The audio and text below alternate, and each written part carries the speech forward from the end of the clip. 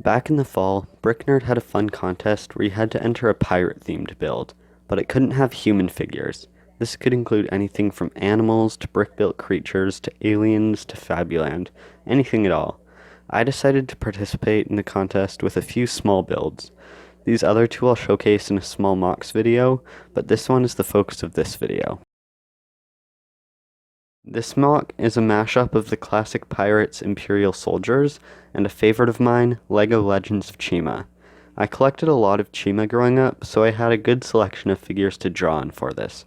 I decided to play the original Lions vs. Crocodiles idea, and you can see the lions guarding their fortress while the crocodiles are sneaking around or captured.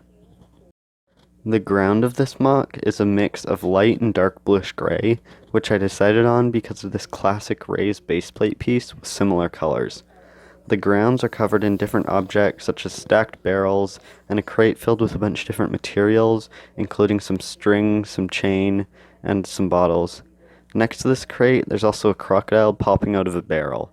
Going inside the gate, a crocodile prisoner is being taken in and another lion is dragging some treasure around. I also placed a couple more chests and barrels inside. The walls of this fort, while looking simple, are actually pretty complicated because I wanted to get the worn red brick look of the original sets.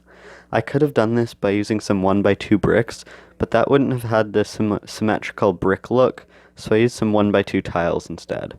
The problem with a 1x2 tile is that it's not quite the height of a brick, so there's this little gap which is about half a plate thick to fill it in.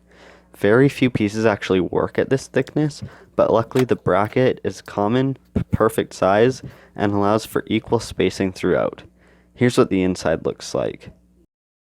I wanted to include the color blue because it appeared on the classic Pirates flag and also in Chima quite a bit, so I added some flags hanging above. These flags are just some modified 1x1s with a Lego string looping through them and clamped in on the edges. The top of the fort has some crenellations, and these other shapes in the wall were inspired by the classic Lego sets. I also added a couple of lion sculptures on the side, and the top has a couple more lions on guard. Oh, and I have no Lego muskets, so all the minifigures are just holding cleverly positioned bar pieces. I also built this giant lion head based on an old Lego Chima set. The plan was to put it on top and make an imposing entrance, but unfortunately, it was just too big and didn't work.